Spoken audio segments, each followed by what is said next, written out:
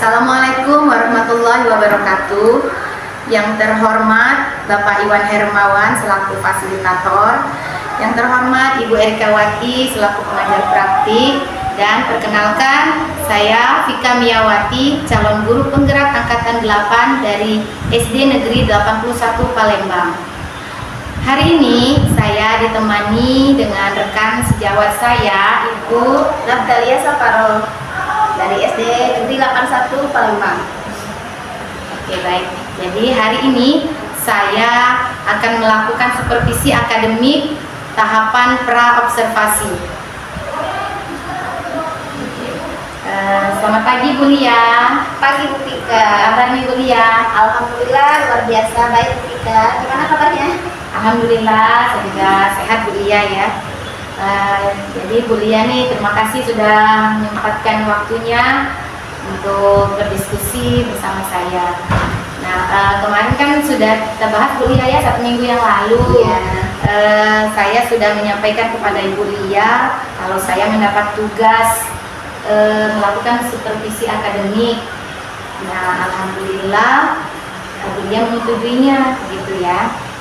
Nah, jadi Bu Lia dalam melakukan supervisi akademik ini ada 3 tahapan yang akan kita lakukan. Yang pertama, tahapan pertama itu pra-observasi, tahapan kedua observasi, dan yang terakhir, yang ketiga itu tahapan pasca observasi. Oke, jadi untuk hari ini Bu Lia, saya akan melakukan tahapan yang pertama dulu, pra-observasi. Jadi hari ini kita akan sama-sama berdiskusi, sharing lah Bu Lia ya, terkait kesiapan Bu Lia dalam mengajar nanti untuk persiapan supervisi besok, agar dapat berjalan dengan lancar dan tidak ada hambatan seperti Bu Lia ya. Baik. Kemudian dengan adanya supervisi ini dapat meningkatkan kompetensi kita Bu Lia ya, terutama dalam pengetahuan dan dalam proses belajar mengajar di kelas. Oke. Jadi Bu Lia, kalau boleh saya tahu nih, besok ya terkait dengan materinya Bu Lia, kira-kira Bu Lia materi apa nih besok mau disampaikan? Terima kasih sebelumnya Bu Tika atas kesempatannya. Ketika observasi nanti untuk supervisi yang akan saya lakukan adalah yang pertama materinya ada tentang rotasi bumi.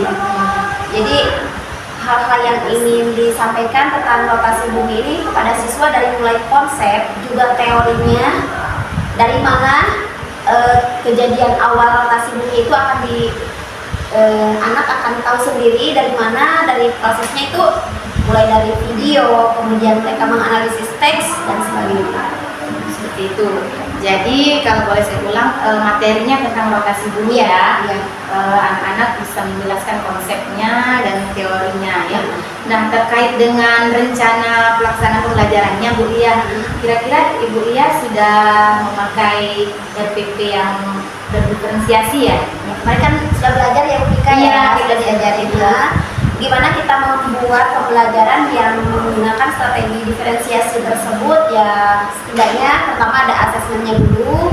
Bagaimana ketika saya menerapkan pembelajaran diferensiasi di kelas itu, jadi melihat bagaimana strategi mengajarnya sesuai dengan minat anak, kemudian kesiapan belajar anak, dan juga gaya belajar mereka. Ya. Oke, baik Bu Lia ya. Apa Bu Lia ini sudah menyiapkannya Bu Lia RPP-nya? Kurang lebih beberapa hari yang lalu sudah saya siapkan bagaimana di sini strategi dan langkah-langkah yang sudah saya buat dari mulai kegiatan awal, kegiatan inti dan penutup. Saya lihat dulu Bu Lia ya. Ya, ini sudah seperti yang sudah kita belajar bersama Bu Lia ya. Pembelajaran berdiferensiasi dan juga udah ada KSE-nya juga Bu Lia. Oh, bagus sekali Bu Lia ya, luar biasa Bu Lia. Oke, jadi Bu Lia dari materi rotasi itu nih, kira-kira kan ada tujuan pembelajaran yang harus dicapai. Nah, apa sih tujuan pembelajarannya, boleh di-share Bu Lia? Jadi tujuan pembelajaran yang saya rencanakan dalam RPP saya yang pertama yaitu siswa mengidentifikasi sebuah teks bacaan terlebih dahulu, kemudian dia bisa menganalisis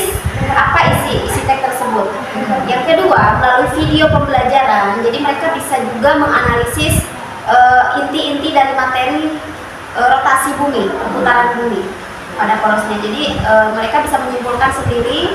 Kemudian setelah itu mereka bisa mengaplikasikan, implementasikannya itu dalam bentuk, boleh dalam bentuk gambar, boleh dalam bentuk video, juga boleh dalam bentuk narasi. Jadi gimana minat mereka. Jadi boleh mereka mengapresiasikannya sesuai dengan kebutuhan belajar mereka. Jadi pada tujuan pembelajarannya ini kita menyesuaikan dengan kebutuhan belajar anak ya, seperti itu. Termasuk juga kesiapan mereka kan. Kalau seandainya yang memang mereka itu sudah masuknya ke materi itu ada yang senang dengan teks, berarti kan mereka ke fokusnya. Jadi khususnya untuk yang senang membaca, misalkan auditori, kemudian yang visual ke gambar, nanti akan disediakan juga gambar dan video. Jadi ada yang audio, ada yang visual, dan ada kinestetik tentunya. Yang kinestetik mereka yang ingin bergerak dalam pembelajarannya. Di situ kan nanti akan disediakan global. Jadi untuk membuktikan rotasi bumi itu seperti apa. Baik, ya luar biasa sekali Bu Lia, bagus ya tujuan pembelajarannya ya. Mudah-mudahan bisa terlaksana. Amin. Nah Bu Lia, sekarang terkait dengan area pengembangan. Nah, kira-kira area yang mau dikembangkan itu yang seperti apa Bu Lia? Oke, area pengembangan mungkin di sini selain materi ya, kontennya, di sini juga dalam segi proses pembelajaran. Jadi yang ingin dikembangkan adalah keterampilan mereka ketika mereka memahami sebuah teks, mencari analisis sebuah teks itu dengan mencari ide pokok penting dalam sebuah teks tentang rotasi bumi. Kemudian dari video, jadi mereka bisa menganalisis sebuah video, sebuah fenomena alam tentang siang dan malam. Jadi mereka bisa membedakan antara perbedaan dari rotasi bumi itu terjadinya siang dan malam. Oh, jadi seperti itu keterampilan ya yang dikembangkan di sini. Kemudian yang kedua mungkin di sini adalah kognitifnya ya, segi pengetahuan. Jadi mereka harus lebih terampil juga memahami teori atau materi tentang rotasi bumi. Jadi intinya area pengembangannya di sini keterampilan murid ya dalam memahami materi tentang rotasi bumi tersebut. Oke, baik ya. Nah, jadi kira-kira nih strateginya bagaimana Bu Lia untuk menerapkan pembelajaran rotasi bumi itu di kelas nanti? Untuk strateginya nanti mungkin dalam pengerjaan diferensiasi produknya ya. Nanti di sana akan dalam proses dulu. Jadi mereka siapa yang memang ingin menunjukkan sebuah pertanyaan ataupun gagasan ide pokok dalam sebuah teks, boleh silakan ke depan. Ada yang menyampaikan hasil karyanya ke depan, silakan boleh. Dan dalam produknya mereka boleh mengimajinasikan dari sebuah rotasi bumi itu dan dampaknya dalam kehidupan sehari-hari itu dalam bentuk gambar atau dalam bentuk deskripsi atau apapun sesuai dengan keinginan mereka. Oke, baik. Kasih kembali ke minatnya ya, Bu Lia ya, seperti apa dia mau menuangkan idenya tadi ya. Boleh dengan gambar, boleh dengan narasi teks, seperti itu. Oke, Bu Lia, saya sudah tidak sabar nih Bu Lia mau lihat observasinya besok di kelas ya. Nah, jadi Bu Lia dari percakapan kita ini strateginya sudah, tujuannya sudah, area pengembangan sudah. Kira-kira masih ada nggak yang mau Ibu Lia sampaikan lagi, atau apa sih yang masih belum tercapai untuk besok tuh apa kira-kira? Paling saya hanya ingin lebih memahami lagi bagaimana strategi memahami anak dalam segi kesiapan belajar mereka, kemudian mengelompokkan mereka sesuai dengan minat dan bakat mereka gitu. Karena kan kita di sini masih kesulitan dalam hal mengelompokkan mereka sesuai dengan minat belajar mereka, gaya belajar mereka. Jadi saya pengen membuktikan, melihat bagaimana sih praktek sebetulnya dalam diferensiasi ini. Kemudian yang KSE-nya itu, jadi bisa terlihat dia akan dikembangkan kembali seperti apa sih anak-anak sudah minat dalam belajar, kemudian rasa keingintahuannya dalam memahami materi tentang rotasi bumi. Nah, gitu ya. Oke. Jadi kayaknya sudah ini ya Bu Lia ya, sudah semangat ya untuk menerapkannya besok di kelas ya. Oke. Hari ini saya belajar banyak dari Bu Lia, sama-sama kita belajar Bu Lia ya. diskusi kita hari ini, sharingnya. Kemudian nih dari percakapan kita ini, diskusi ini, bagaimana perasaan Bu Lia sekarang? Iya, kalau perasaan saya, kalau jujur Pika ya, kalau biasanya kan supervisi akademik itu jadi sebuah hal yang menakutkan ya. Jadi untuk sekarang ini kayak seperti coaching gitu kan, kita Pika ke saya, jadi sebelum memberikan supervisi itu langsung terjun observasi, jadi saya setidaknya bisa memberikan memberikan saya masukan, kemudian memberikan saya pemahaman bagaimana diferensiasi, kemudian bagaimana sih langkah membuat RPP yang isinya diferensiasi dan KSE gitu kan, kompetensi sosial dan emosional anak. Jadi setidaknya saya di sini ada pemahaman baru nih Bika. Jadi penerapannya itu apakah memang ada evaluasi, kemudian persiapannya juga. Jadi saya persiapkan benar-benar gitu kan dalam segi pembelajarannya nanti di kelas.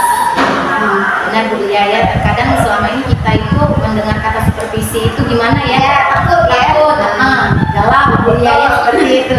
Jadi dengan adanya kita melakukan praobservasi ini, tentunya Bu Lia sudah dapat mempersiapkan terlebih dahulu untuk observasi di kelasnya.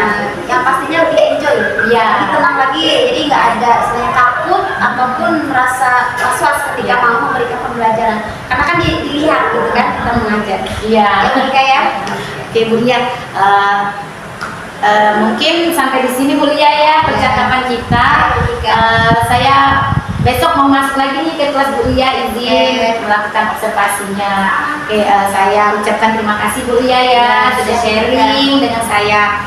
Saya akhiri. Wassalamualaikum warahmatullahi wabarakatuh. Waalaikumsalam warahmatullahi wabarakatuh. Tahapan observasi kelas.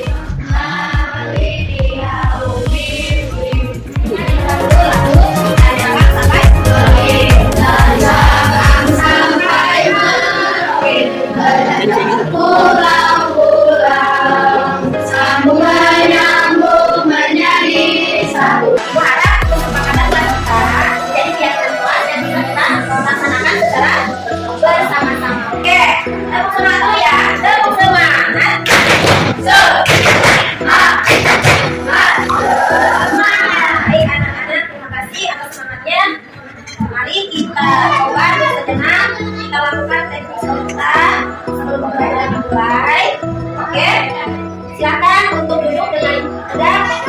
Oke, tangannya boleh di atas meja tadi. Emosi yang menunjukkan bahwa perasaan kamu yang benar. Siapa yang menunjukkan emosi pertama?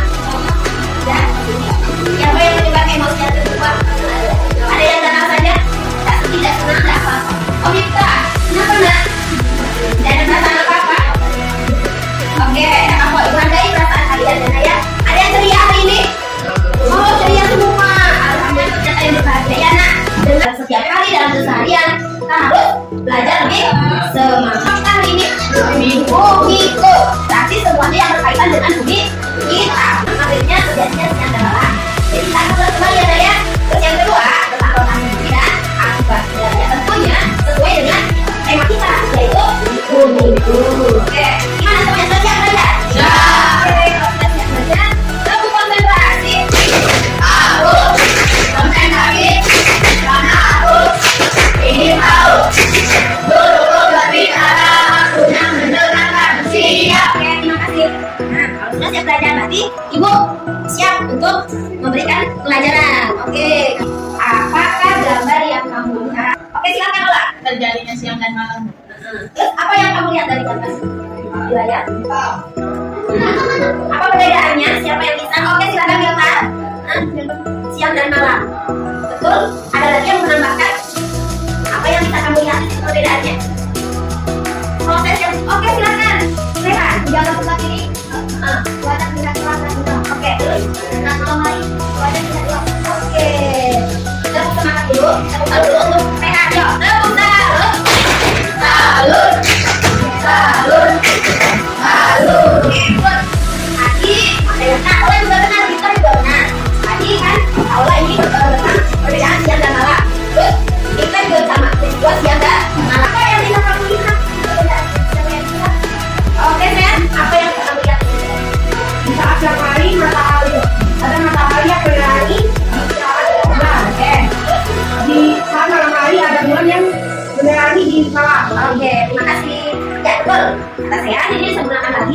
yang tadi bahwa ketika siang hari ada matahari loh, sedangkan malam hari ada bulan. Membaca sebuah cerita non-fiksi tentang dampak dari rotasi bumi nih. Punya teks, siapa yang bersedia membaca?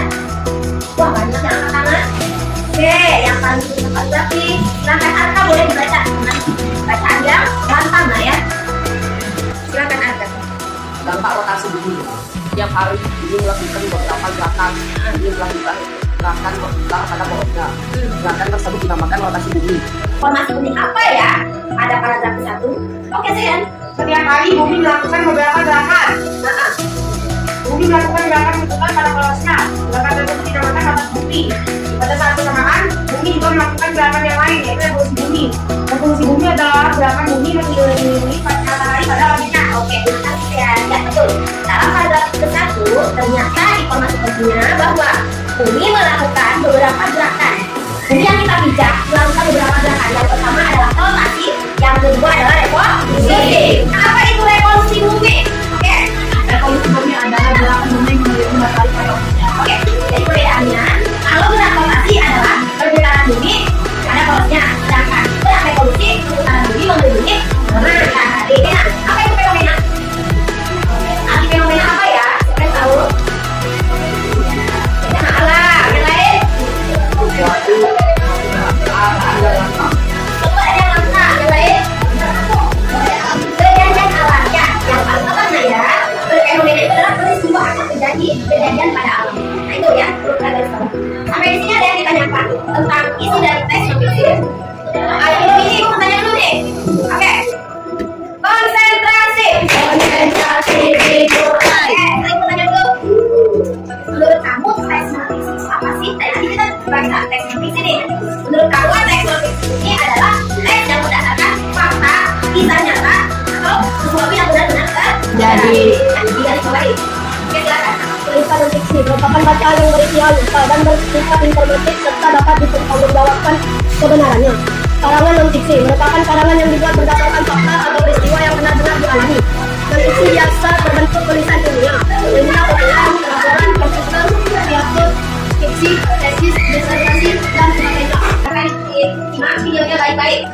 Setiap hal penting detail dicatat. Ini bumi, ini adalah matahari. Matahari adalah sumber cahaya dia beberapa bumi berputar seperti gerakan musik yang biasa dilakukan. Nah, itulah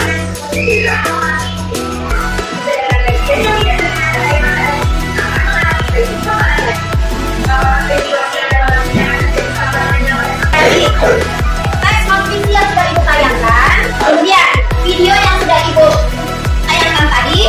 Nah, kamu di sini dengan kelompok kalian silakan buatlah sebuah informasi. Boleh berupa rangkuman. Ada juga di sini boleh dengan gambar. Yang suka menggambar silakan. Yang suka berbuat tulisan silakan dengan berupa tulisan. Ada yang mau bertanya sampai sini tentang tugas LKPD ini? 10 menit cukup.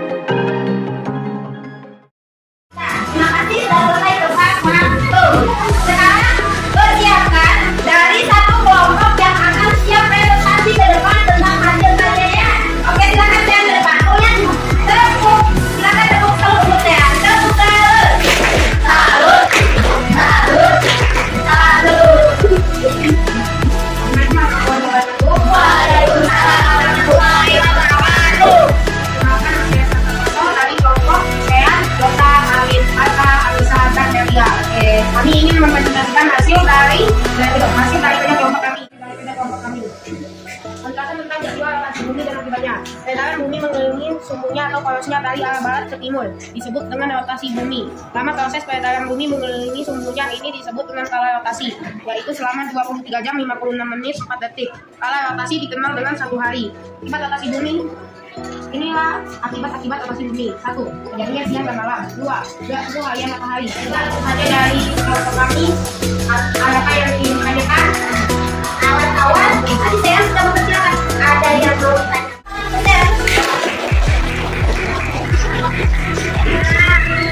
ditanya.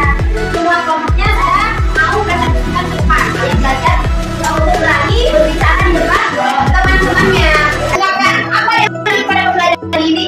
Saya Pembelajaran hari ini menarik karena menawarkan informasi baru. informasi baru. Semua, oh, terima kasih. Dilakukan dulu tangannya. Pasti lelah kan? Kalian sudah belajar kan? Ini kan tadi ya? Ya, udah sama ya? Ya, sama. Ikut semua ya?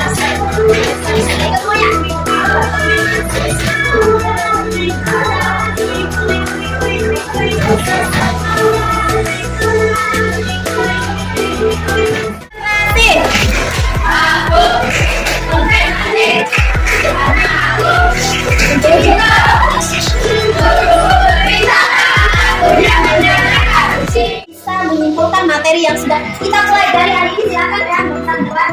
Silakan Rehan. Untuk materi hari ini adalah kita mempelajari rotasi bumi. Mempelajari rotasi bumi. Oke. Yang waktu bulan, penggunaan matahari, ada matahari, perbedaan waktu, perbedaan malam. Ya. Ini sudah belajar banyak ternyata ya. Karena tadi kita kan apa ya? Nah, kalau dalam setiap pelajaran kita akan mengambil sebuah ilmu apapun itu nah ya termasuk dari siang dan malam dengan menyambungkan materi dengan kehidupannya. Berarti di situ kita harus apa kepada Allah? Selalu bersyukur.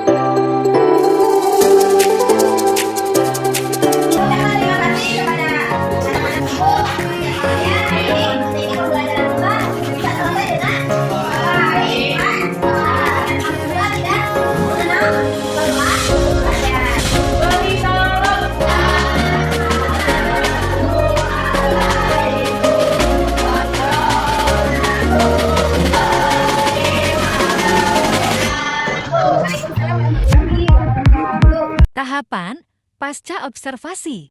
Assalamualaikum warahmatullahi wabarakatuh. Waalaikumsalam. Perkenalkan, saya Fika Miyawati, calon guru penggerak angkatan 8 dari SD Negeri 81 Palembang. Yang saya hormati Bapak Iwan Hermawan selaku fasilitator saya, yang saya hormati Ibu Erika selaku pengajar praktik yang saat ini sudah membersamai kami, yang saya hormati Ibu Natalia Saparo SPDGR selaku rekan sejawat. Pada kesempatan kali ini saya akan melakukan kegiatan supervisi akademik tahapan pasca observasi yang sudah kami lakukan tahapan sebelumnya, yaitu pra-observasi dan tahapan observasi. Berikut kegiatan coaching yang akan saya lakukan bersama Ibu Natalia Saparo. Selamat menyaksikan. Selamat siang Bu Tia. Siang juga. Kabar hari ini? Alhamdulillah luar biasa. Gimana Bapak Tika nih? Alhamdulillah saya sehat Bu Tia. Ya, hari ini saya minta waktunya ya sebentar. Kira-kira ada waktu nggak nih? Allah, luar biasa, saya senang hari ini bertemu Tika. Semangat ya, semangat. Oke, ya terima kasih Bu Lia. Bu Lia, di sini saya akan melakukan kegiatan kecil. Ya, tentu saja Bu Lia terkait pengajaran yang sudah sampaikan, praktek mengajar di kelas kemarin yang sudah saya observasi itu. Nah, dari praktek ibu yang mengajar itu, saya ingin melakukan apa ya, refleksinya seperti itu Bulia ya. Nah, sebelum masuk ke intinya Bulia, kira-kira dari percakapan kita ini Bulia, apa sih hal-hal yang bisa Bulia dapatkan dari obrolan ini Bu? Kalau untuk saya pribadi ya, di sini yang diobservasi, saya hanya ingin meningkatkan bagaimana keterampilan saya dalam studi mengajar, pengalaman yang bisa saya tingkatkan juga dalam meningkatkan kegiatan pembelajaran yang lebih berkualitas lagi di kelas kami. Jadi Bu, dia ingin meningkatkan kualitas pembelajaran agar murid mungkin lebih termotivasi lagi belajarnya. Oke, baik Bu ya. Nah, jadi Bu ya, kemarin kan sudah saya lihat nih RPP-nya itu sudah bagus sekali, sudah berdiferensiasi dan sudah ada KSP-nya Bu ya. Nah, terkait tujuannya, kemarin kan sudah Ibu lihat tuangkan dalam RPP tujuan pembelajarannya.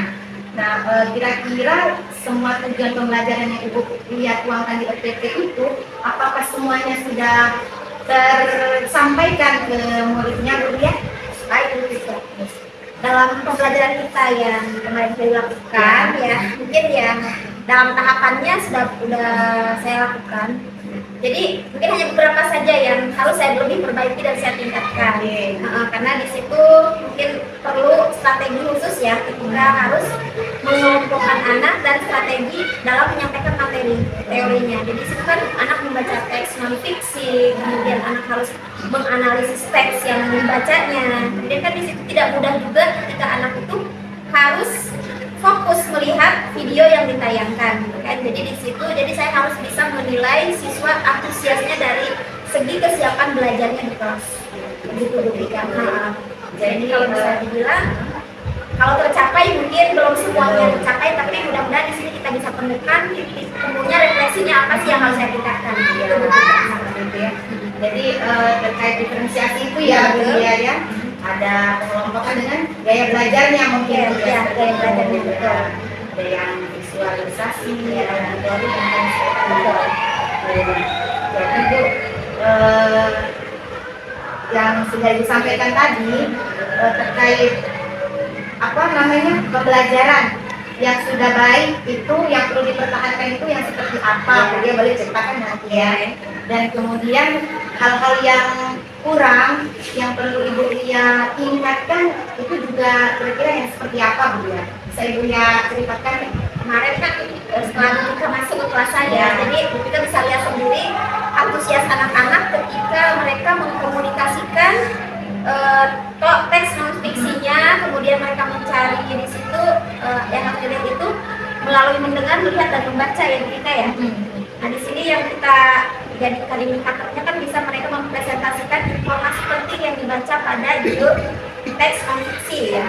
Jadi di situ saya lihat anak-anak tuh sudah bisa menganalisis secara pesan ya, dari literasi pesan yang harus mereka catat, kemudian mereka tuangkan dalam bentuk, ada yang bentuk gambar. Jadi diferensiasinya dalam bentuk produk ya. Jadi kan mereka boleh mengaplikasikan sesuai dengan minat belajar mereka. Kemudian di situ kekurangannya ya, saya lihat dari segi saya gitu sebagai guru. Jadi saya belum bisa maksimal bagaimana melihat perkembangan anak ketika belajar itu antusiasnya sama tidak ketika mereka melihat video, ketika sedang belajar, atau karena hanya dikasih reading saja gitu. Jadi kan saya itu harus keliling ke seluruh ruangan. Nah jadi masih ada anak yang memang belum fokus gitu kan. Jadi disitulah mungkin tugas saya bagaimana supaya menumbuhkan minat belajar anak itu sesuai gaya belajar mereka di kelas itu. Oke, jadi mungkin mereka ini belum terbiasa Bu ya, dengan gaya belajar seperti itu.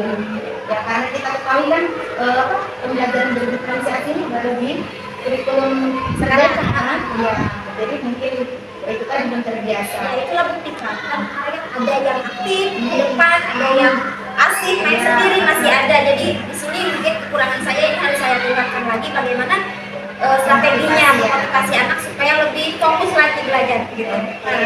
Ya seperti itu ya. Nah terkait ini Bu Dia sekarang area pengembangan ini Bu ya, kami Bu Dia sudah bilang strategi ya.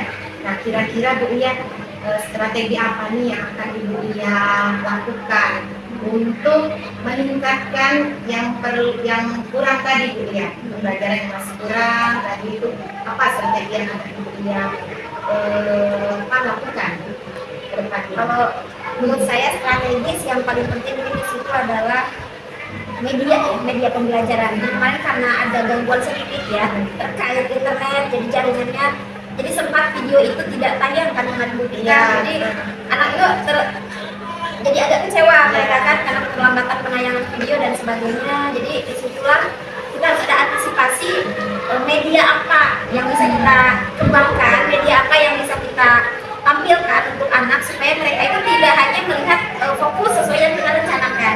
Jadi ya karena ada planning kedua, setidaknya peraga yang kita sudah siapkan setidaknya ada mengalami kendala. Jadi ada antisipasi lain supaya anak itu tidak merasa kecewa atau masih tetap semangat belajar. Tapi di situ dari segi keseluruhan sih kalau bisa kita lihat bagaimana semangat mereka, karena mungkin pakai teknologi ya digital, jadi mereka sudah cukup semangat lah, apalagi antusias mereka ketika menghadapi pembelajaran melalui video, terus pembelajaran ketika harus menganalisis teks yang ditampilkan gitu kan. Jadi ya di situ sebagai guru ya, saya pribadi harus benar-benar pintar-pintar gitu ya, secerdas mungkin mengaplikasikan teknologi digital, juga harus pintar-pintar mencari lagi strategi yang lebih biar anak itu lebih nyaman ketika belajar. Tentunya ini semangatnya ya, selain SBG kan itu memang wajib ya, jadi kita melihat dulu sebelum pembelajaran dimulai itu ya motivasinya dulu lah. Jadi motivasi mereka, keinginan mereka untuk aktif belajar. Jadi kita di sini memang tidak semuanya bisa kita lihat sampai belakang ya, tapi ya berapa persen mungkin sekian kan namanya anak kan beda-beda, jadi kita masih menghargai bagaimana mereka memberikan pendapat dan sebagainya. Jadi itu Bu Fika. Jadi di sini sarana prasarana itu juga diperlukan. Ya betul ya. Terkait apa? Kalau menayangkan video, kalau internetnya nggak jalan kan anak jadi down lagi yang tadinya sudah semangat, antusias kan jadi gimana ya? Jadi antisipasinya ada plan kedua tadi ya, yang menggunakan alat peraga yang lain. Ya. Itu sesuai dengan kebutuhan belajar hari itu. Ya benar. Mungkin gambar-gambar yang menarik agar mereka tertarik untuk belajar selanjutnya kan. Videonya nggak jalan, ada yang lain seperti itu. Oke ya. Nah Bu Dia, jadi kan tujuannya sudah tersampaikan, apa namanya yang masih kurang tadi strateginya sudah Ibu Dia sampaikan. Nah sekarang terkait ini Bu, kan sudah semua ya, perasaan Bu Dia nih, perasaan Bu Dia gimana nih setelah melakukan praktek mengajar di kelas itu? Apa perasaannya? Beda ya, tentunya kalau mengajar dilihat sama tidak dilihat. Ya betul, kalau misalkan dilihat ya tentunya karena mereka kita motivasi dulu dengan pembelajaran yang dirancang terlebih dahulu. Itu kan istilahnya pembelajaran itu bisa dilakukan dengan benar, terarah gitu, teratur gitu. Beda dengan tidak dilihat gitu kan. Tapi di sini mudah-mudahan gitu apa yang sudah kita komunikasikan, kita sudah bagaimana memberikan pengarahan ketika supervisi akademik ini. Jadi kalau perasaan saya tuh nyaman. Jadi tidak lagi supervisi akademik itu menjadi sebuah yang menakutkan, kemudian menegangkan. Jadi ini adalah sebuah bentuk refleksi kita ketika belajar, bagaimana mengajar anak itu supaya lebih aktif lagi. Ini kan intinya untuk meningkatkan pembelajaran ya, bukan untuk melihat kekurangan apapun. Tapi setidaknya kekurangan itu jadi bahan evaluasi kita semua. Ya kalau perasaan saya sih alhamdulillah, kalau untuk saat ini barulah merasakan bagaimana supervisi akademik ini yang terarah itu yang kita rencanakan saat ini lah. Tidak langsung masuk kelas tanpa ada pemberitahuan sebelumnya ya Bu ya. Jadi kita bisa ngobrol kita bisa mencari solusi. Benar. Alat peraga apa nih yang cocok gitu kan. Jadi ada Persiapan waktu dulu. Betul, persiapan belajar anak juga harus kita jadi bahan pertimbangan kita gitu ya. Nah, tentunya Bu Dia dari perasaan Bu Dia seperti itu ya, adalah motivatornya. Nah, Kalau Ya. boleh tahu nih, siapa yang sebagai apa ya motivator Bu Lia sehingga pembelajaran itu bisa terlaksana dengan baik, Ya, yang pertama ya. strateginya bagus, gitu. Siapa kira-kira? Kalau motivator ya, terutama yang mensupervisi ya, harus menjadi motivator. Termasuk Bu Pika sendiri, kemarin saya menjadi terinspirasi kan. Oh ya, seperti inilah mengajar yang baik itu. Jadi disitulah saya belajar bagaimana menerapkan diferensiasi. Memang tidak mudah ya kita menerapkan itu, tapi di situ kita bisa belajar bagaimana menerapkan keterampilan sosial emosional pada anak gitu kan. Di situ banyak yang Bu Pika telah ajarkan pada saya bagaimana menyampaikan kepada anak supaya kebiasaan itu menjadi sebuah budaya yang positif di kelas, terutama itu kedisiplinan ketika belajar. Jadi dalam hal supervisi akademik ini sungguh bagus Bu Pika, sangat bagus kalau dikembangkan. Intinya apa ya, jadi memberikan sebuah pencerahan gitu loh, pencerahan supaya kita itu mengajar itu dengan penuh tanggung jawab, enjoy gitu kan, senang gitu. Jadi benar-benar 100% antusias untuk anak gitu. Karena itu tadi mungkin Bu Lia sudah ada persiapan sebelumnya, ya seperti itu. Jadi diri sendiri sebetulnya motivasinya Iya. udah bisa gitu kan, kita belajar terlebih dahulu. Ya namanya kita guru Bu Lia harus belajar terus menerus ya, Betul. belajar sepanjang hayat. Ya betul ya. ya. Oke Bu Lia, baiklah ini. Kira-kira nih Bu Lia, dari semua percakapan kita ini, ada tidak yang masih mengganjal di hati Bu Lia yang mungkin belum tersampaikan?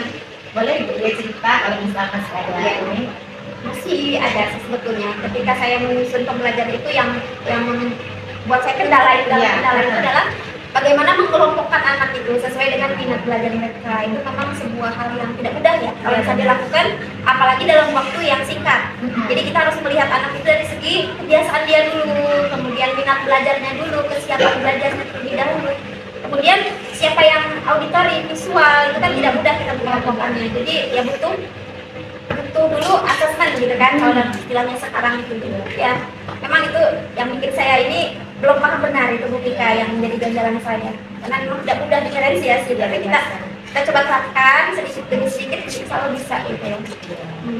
Jadi itu yang Bu Lia ya terkait pengelompokan Murid. murid ya dalam pembelajaran berdiferensiasi ya.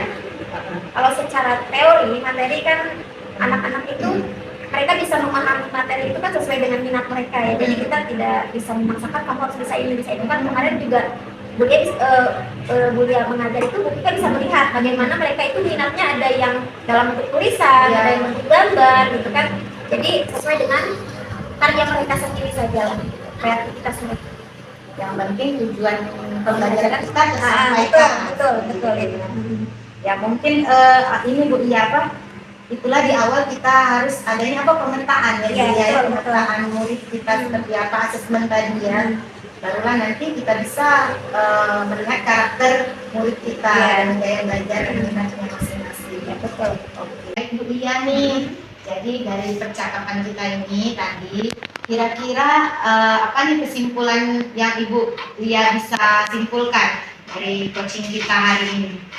Ya, ketika kalau kesimpulan untuk refleksi kita pembelajaran kemarin itu sudah terlaksana, alhamdulillah, sudah dimulai tujuan, kemudian alur kegiatan pembelajaran dari awal inti sampai akhir. Kemudian apa ya, refleksinya ya mungkin harus ada perbaikan dalam segi metode, strategi mengajarnya supaya itu ditingkatkan kembali. Dari segi keseluruhan sih kemarin evaluasinya anak-anak cukup bagus lah ya hasilnya.